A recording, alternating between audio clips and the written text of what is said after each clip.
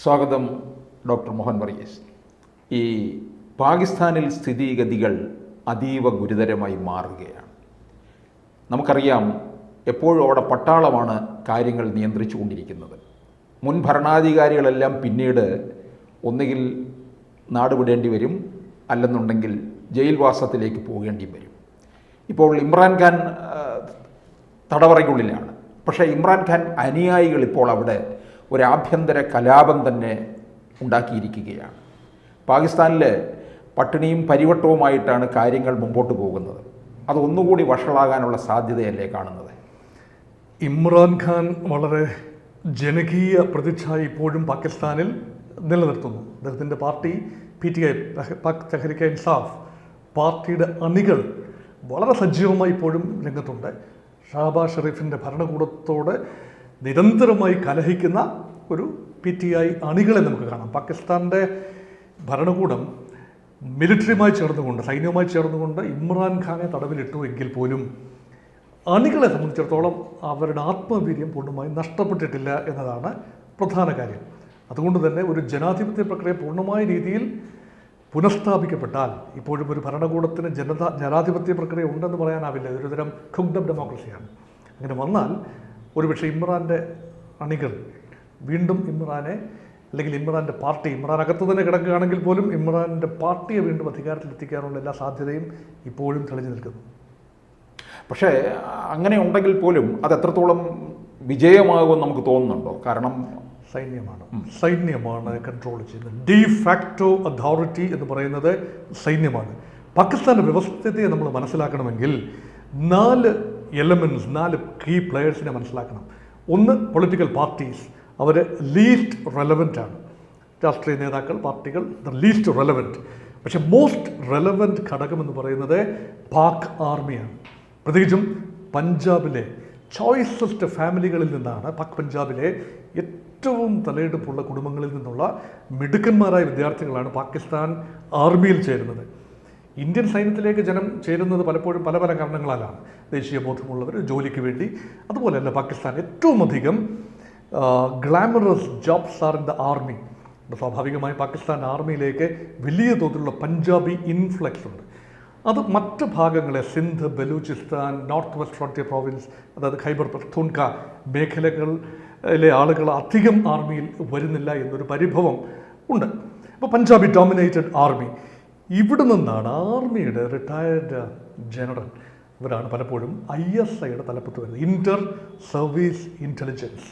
ISI, Pakistan ചാര സംഘടനയായ ISI നിർണായകമായ റോളാണ് വഹിക്കുന്നത്. കാരണം ആരാകണം ഭരണത്തിലെന്ന് തീരുമാനിക്കുന്നത് സൈന്യവും ISIയും എല്ലാം ചേർന്നുകൊണ്ടാണ്. അതാണ് മൂന്നാമത്തെ എലമെൻറ്റ്. നാലാമത്തെ ഘടകമെന്ന് പറയുന്നത് അദൃശ്യ സാന്നിധ്യമാണ്. അത് തീവ്ര റാഡിക്കൽ ഇസ്ലാമിസ്റ്റ് വിഭാഗങ്ങളാണ്. അവരെ ഒളിഞ്ഞും തെളിഞ്ഞും പാകിസ്ഥാൻ സൈന്യവും ISIയും എല്ലാം സഹായിക്കുന്നു. അതിലൊരു വിഭാഗം ഇന്ന് ദ സ്റ്റേറ്റ് പാകിസ്ഥാനെതിരെ തിരിഞ്ഞിരിക്കുന്നു. അതാണ് PTI, പാകിസ്ഥാൻ താലിബാൻ. താലിബാൻ എന്നറിയപ്പെടുന്ന തെഹ്രീക് ഇ താലിബാൻ പാകിസ്ഥാനെതിരെ തിരിഞ്ഞിരിക്കുന്നു. നാലാമത്തെ വിഭാഗമാണ്. ഈ വിഭാഗം ഒരു ആഭ്യന്തര യുദ്ധത്തിൻ്റെ ഘട്ടത്തിലേക്ക് പാകിസ്ഥാനെ കൊണ്ടുപോവുകയാണ്. പാകിസ്ഥാൻ സൈന്യത്തിനെതിരെ നിരന്തരമായ ആക്രമണം. കഴിഞ്ഞ ഒരു കലണ്ടർ വർഷത്തിനുള്ളിൽ, 2024 വർഷത്തിനുള്ളിൽ 800ഓളം പേരുടെ ജീവനാണ് പൊലിഞ്ഞത്. പലരും സൈനിക ഉദ്യോഗസ്ഥന്മാരാണ്. സൈനിക പോക്കറ്റുകളെ, സൈനിക പോയിന്റുകളെ ആക്രമിക്കുക, അതുമാത്രമല്ല സൈന്യവുമായി ബന്ധമുള്ള സ്ഥാപനങ്ങൾക്ക് കേടുപാടുകൾ വരുത്തുക. ഇതെല്ലാം തന്നെ പാകിസ്ഥാൻ നട്ടു നനച്ച് വളർത്തിയ താലിബാൻ്റെ ചെയ്തികളാണ്. അപ്പം അങ്ങനെ വരുമ്പോൾ താലിബാൻ മാത്രമല്ല, അതോടൊപ്പം തന്നെ മറ്റ് റാഡിക്കൽ ഇസ്ലാമിസ്റ്റ് ഗ്രൂപ്പുകളുണ്ട്. ഹർക്കത്തുൽ മുജാഹിദീൻ, ഹിസ്ബുൾ മുജാഹിദീൻ, ജയ്ഷെ മുഹമ്മദ്, ലഷ്കർ ഇ തോയ്ബ. ഇതെല്ലാം തന്നെ ഒരു പരിധിവരെ കാശ്മീറുമായി ബന്ധപ്പെട്ട് ഇന്ത്യ വിരുദ്ധ പ്രവർത്തനങ്ങൾ നടത്തുന്ന തീവ്ര ഇസ്ലാമിസ്റ്റുകളാണ്. സൈനിക വിഭാഗങ്ങളാണ്, മിലിഷ്യകളാണ്. ഇതെല്ലാം ചേർന്ന ഒരു സംവിധാനം. ആ സംവിധാനത്തിൻ്റെ തലപ്പത്ത് പ്രതിഷ്ഠിക്കുന്ന ബാപ്പസാക്ഷി മാത്രമാണ് പലപ്പോഴും പാകിസ്ഥാൻ്റെ പ്രധാനമന്ത്രി. സൈന്യത്തിന് എപ്പോഴാണോ പ്രധാനമന്ത്രി അനഭിമിതനാകുന്നത്, ആ നിമിഷം സൈന്യം അദ്ദേഹത്തെ പുറത്താക്കും. ഇമ്രാൻഖാൻ്റെ വരവതിന് നോക്കൂ. സൈന്യത്തിൻ്റെ blue eyed boy of the Pak army ആയി രംഗത്ത് വരികയും അദ്ദേഹം എസ്റ്റാബ്ലിഷ് ചെയ്ത് വന്നു കഴിഞ്ഞപ്പോൾ സൈന്യം ഒരു വേതാളമായി തോന്നി. അങ്ങനെ ആ വിക്രമാദിത്യൻ വേതാളത്തെ താഴെ എടുത്തു വെച്ചപ്പോൾ ആ വേതാളം വീണ്ടും പിടിമുറുക്കുന്ന കാഴ്ചയാണ് കണ്ടത്. അങ്ങനെയാണ് ഇമ്രാൻഖാൻ അധികാരം നഷ്ടപ്പെട്ടതും അദ്ദേഹത്തെ കള്ളക്കേസുകളിൽ കൊടുക്കുകയും അദ്ദേഹത്തെ വലിയ രീതിയിൽ വരിഞ്ഞു മുറുക്കുന്ന ഒരു പാകിസ്ഥാൻ ഭരണകൂടത്തെ നമ്മൾ കാണുന്നു. ഇപ്പം ഇരിക്കുന്ന പ്രധാനമന്ത്രി വെറും മാപ്പ് സാക്ഷിയാണ്, താൽക്കാലിക സംവിധാനം എന്ന നിലയിൽ കൂടുതൽ നമുക്ക് കാണാനാവില്ല. അതുകൊണ്ട് ഞാൻ പറഞ്ഞു വരുന്നത് Pak state, the state of Pakistan is highly unstable. എന്തും സംഭവിക്കാവുന്ന ഒരു നിലയിലാണ് പാകിസ്ഥാൻ. പക്ഷേ ആഭ്യന്തര കലപത്തിലേക്ക് പോയി കഴിഞ്ഞാൽ ഇത് വലിയ ഒരു സാമ്പത്തികമായിട്ട് ഇവരെ തകർത്ത് എറിയത്തില്ലേ? കാരണം നമ്മൾ ഒരു സമയത്ത് കേട്ടതാണ്, അവിടെ ഉണ്ടായ ഒരു പ്രളയം വന്നു, അതിനുശേഷം പിന്നീട് ഉണ്ടായ അവരെ എന്നും ലോകത്ത് തീവ്രവാദത്തിൻ്റെ ഒരു ഹബ്ബാണ് അവർ. തീവ്രവാദത്തെ പ്രോത്സാഹിപ്പിക്കുന്നതിന് വേണ്ടിയാണ് സാമ്പത്തികം മുഴുവൻ ഉപയോഗിച്ചിട്ടുള്ളത്. അവിടെ നിന്ന് അന്ന് ചെറുപ്പക്കാരുടെയൊക്കെ ഒരു വിളി ഉയർന്നത് നരേന്ദ്രമോദി ഞങ്ങളെ രക്ഷിക്കൂ എന്ന് പറഞ്ഞു പോലും ഫേസ്ബുക്ക് പോസ്റ്റ് ഇട്ട കാര്യങ്ങൾ നമുക്കറിയാവുന്നതാണ്. അപ്പോൾ ഇത് പിന്നെയും ഒന്നുകൂടെ വഷളാക്കുകയല്ലേ ചെയ്യാൻ പോകുന്നത്? യഥാർത്ഥത്തിൽ Pakistan has fallen into a debt trap crisis. China വലിയ തോതിലാണ് പാകിസ്ഥാന് സഹായങ്ങൾ കൊടുത്തത്.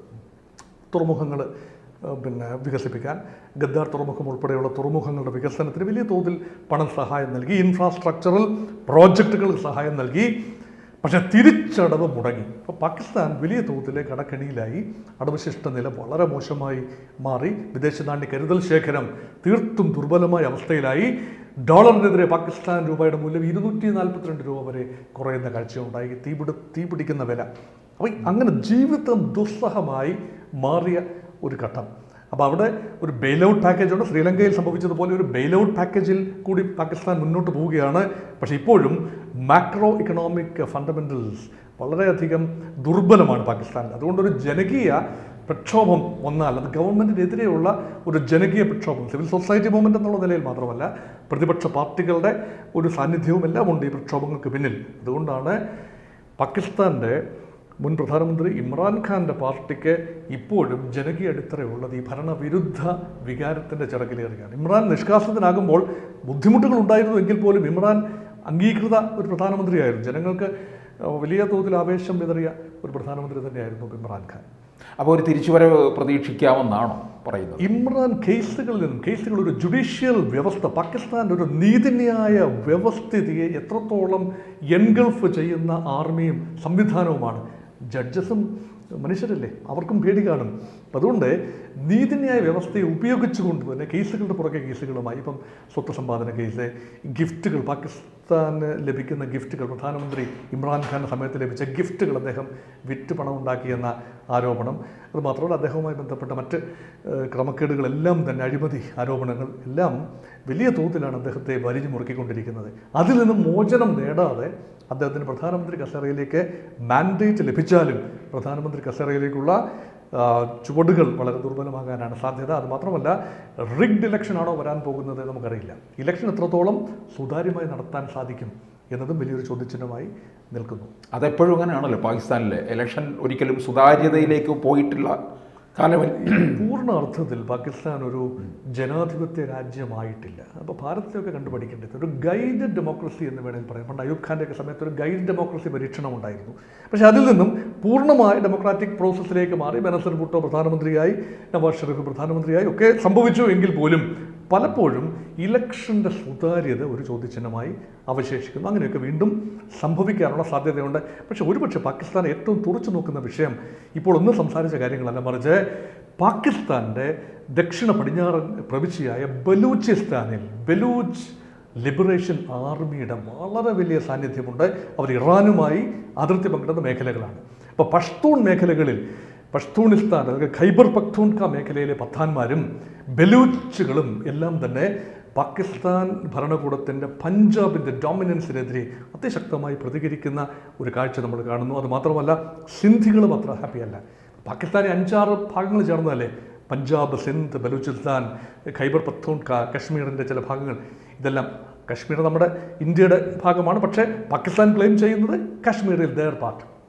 അങ്ങനെ ഇതെല്ലാം ചേർന്ന് പാകിസ്ഥാനിൽ പഞ്ചാബി ഡോമിനൻസിനോട് പൊരുത്തപ്പെടാൻ കഴിയാത്ത വിഭാഗങ്ങളെല്ലാം തികഞ്ഞ അസംതൃപ്തിയിൽ തന്നെയാണ്. ആ അസംതൃപ്തി നേരത്തെ സൂചിപ്പിച്ച ബലൂച്ച് വിപ്ലവത്തിൻ്റെ ഒരു കാരണമായി മാറുന്നു. അപ്പോൾ ഒരേ സമയത്ത് തന്നെ പല ഇടങ്ങളിൽ പല പ്രക്ഷോഭങ്ങളെ അടിച്ചമർത്തുന്ന തിരക്കിലാണ് പാകിസ്ഥാൻ. അതുകൊണ്ടാണ് അതീവ ദുർബലമായ ഒരു ആഭ്യന്തര അവസ്ഥയിലൂടെയാണ് പാകിസ്ഥാൻ മുന്നോട്ട് പോകുന്നത്. ഈ ട്രംപ് വന്നു കഴിയുമ്പോൾ ഇതിനകത്ത് എന്തെങ്കിലും ഇടപെടൽ നടത്തുമോ എന്നും ലോകം നോക്കുന്നുണ്ട്. ട്രംപിന് കാര്യമായി, കാരണം പാകിസ്ഥാനിൽ ഇടപെടൽ നടത്തില്ല.